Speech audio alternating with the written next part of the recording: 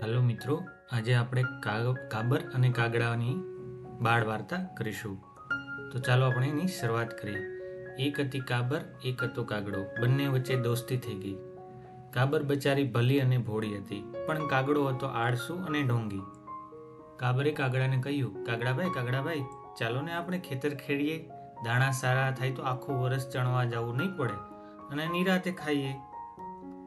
કાગડાએ કહ્યું, બહુ સારું, ચાલો આપણે ખેતર ખેડીએ. કાગડો અને કાબર પોતાની ચાંચોથી ખેતર ખેડવા લાગ્યા.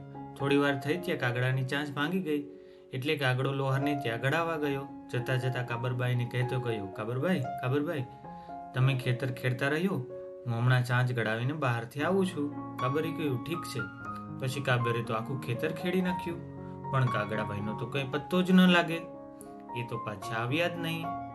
કાગડાભાઈની દાનત ખોટી હતી, એટલે ચાંચ તો ગળાવી, પણ કામ કરવાના આળસે ઝાડ પર બેઠા બેઠા લોહારને સાથે ગપ્પા મારવા મળ્યા.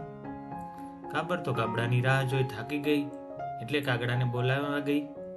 જઈને કાગડાને કહે, કાગડાભાઈ, ચાલો ને, ખેતર તો ખેડાઈ ગયું, હવે આપણે વાવણી કરી લઈએ.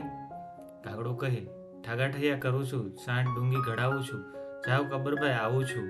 કાબરભાઈ પાછી આવી ગઈ અને એણે તો વાવવાનું શરૂ કર્યું. કાબરે રૂપાળો બાજરો વાવ્યો. થોડા સમયમાં એ તો એવો સુંદર ઉગી નીકળ્યો કે બસ એટલામાં તો નીંદવાનો વખત આવી ગયો. વળી કાબરબાઈ કાગડાને બોલાવા ગઈ. જઈને કાગડાને કહીએ, કાગડાભાઈ, ચાલો ને, બાજરો બહુ સારો ઉગવા લાગ્યો છે, હવે જલ્દીથી નીંદવું જોઈએ, નહીં તો મોલને નુકસાન થશે. આળસુ કાગડાભાઈ ઝાડની ડાળી ઉપર બેઠા બેઠા કહ્યું, હું તો ચાંટ ડુંગી ઘડાવું છું, જાઓ કાબરભાઈ, આવું છું. કાબરભાઈ તો પાછી ગઈ. એકલી આખું ખેતર નીંદી નાખ્યું. વખત જતા કાપણીનો સમય આવ્યો, એટલે કાબરભાઈ વળી કાગડાને બોલાવા ગઈ. જઈને કાગડાને કહ્યું, કાગડાભાઈ, હવે તો ચાલો, કાપણીનો વખત આવી ગયો છે, મોડું કપાશે તો નુકસાન થશે. લુચ્ચા કાગડાએ ઠાગાઠૈયા કરતા કહ્યું, ચાંચ ડુંગી ઘડાવું છું, જાઓ ને કાબરભાઈ, આવું છું. કાબરભાઈ તો નિરાશ થઈને પાછી ગઈ અને બજાએ એકલી આખા ખેતરની કાપણી કરી નાખી. પછી તો કાબરભાઈ બાજરીનું ધણ ઢલાવી બાજરો કાઢ્યો અને એક કોર બાજરાનો ઢગલો કર્યો અને બીજી કોર મોટા ઢૂસાનો ઢગલો કર્યો. એ ઢૂસાના ઢગ ઉપર થોડોક બાજરો પાથર્યો. ઢૂસાના ઢગલા પર બાજરા ઢગલા જેવો દેખાય. પછી તે કાગડાને બોલાવા ગઈ. જઈને કાગડાભાઈને કહ્યું, કાગડાભાઈ, હવે તો ચાલો, બાજરાના 2 ઢગલા તૈયાર કર્યા છે, તમને તો ગમતું ભાગ તમને મળી જશે. વિના માહે તે બાજરાના ભાગ મળે એ જાણી કાગડાભાઈ તો ફૂલાઈ ગયા. તેણે કાબરને કહ્યું, ચાલો બહેન, તૈયાર જ છું, મારી ચાંચ કઢાઈને બરાબર થઈ ગઈ છે. કાબર મનમાં બોલી, તમારી ખોટી દાનતનું ફળ હવે તમને બરાબર ચાખશો. કાગડાભાઈ પછી કાગડા અને કાગર ખેતરે આવ્યા. કાબર કહે, ભાઈ, તમને જે ઢગલો ગમે એ લઈ લો. કાગડાભાઈ તો મોટો ઢગલો લેવાના બહાને ઢૂસના ઢગલા પર ઉપર ચડીને જઈ બેઠા.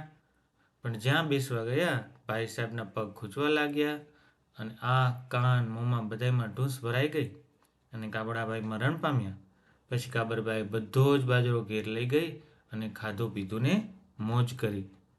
તો આ વાર્તા ઉપરથી આપણે શું બોધ મળે છે? મહેનત અને આળસ. આખી વાર્તામાં કાબરે મહેનત કરે છે, જ્યારે કાગડો બહાના બનાવે છે, કામ ટાળી દેશે. અંતે કાબરને તેની મહેનતનું ફળ મળે છે, જ્યારે કાગડો તેની આળસની સજા ભોગવે છે.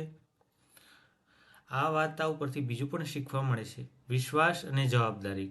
કાગડ વિશ્વાસનીય છે, તે પોતાનું કામ, તેની પોતાની જવાબદારી સંભાળે છે, જ્યારે કાગડો જવાબદારીની બાજુમાંથી રહીને અને અવિશ્વસનીય છે. આ વિશ્વાસનીય રહેવા અને પોતાની ફરજ નિભાવવાનું મહત્વ બતાવે છે. ત્રીજી વાત એ છે કે ઢોંગનું પરિણામો. કાગડો કાબરને ઢોંગ કરવાનો પ્રયત્ન કરે છે કે તે મદદ કરવા પાછો આવશે, પણ તે ઢોંગીબાજી તેને જીતી જાય છે. ઈમાનદારી અને અખંડિતતા મહત્વપૂર્ણ છે, કારણ કે ઢોંગ અક્ષર નકારાત્મક પરિણામ લાવે છે. સ્વાવલંબન. આ વાર્તા ઉપરથી આપણે સ્વાવલંબન પણ શીખવા મળે છે. કાબર કાગડામાં નિર્ભર રહેતી નથી અને બધું કામ એકલી જ પૂરું કરે છે. આ સ્વાવલંબન અને અન્ય પર નિર્ભર ન રહેવાની મહત્વતા દર્શાવે છે, ખાસ કરીને જો તેઓ અવિશ્વસનીય હોય તો. બીજી બાબત એ છે કે મહેનતનું ફળ. કાબરની સતત મહેનતના પરિણામે તેણે ભરપૂર પેદાશ મળી છે, તે જે પોતાની મહેનતનો ફળનો આનંદ માણે છે. આ સફળતા પ્રાપ્ત કરવા માટે મહેનત અને પ્રયત્નતાના મહત્વ દર્શાવે છે. તો આ હતી આજની બાળ વાર્તા. જો તમને આ બાળ વાર્તા ગમી હોય તો મારા વિડીયોને લાઈક અને સબસ્ક્રાઈબ કરજો. Thank you.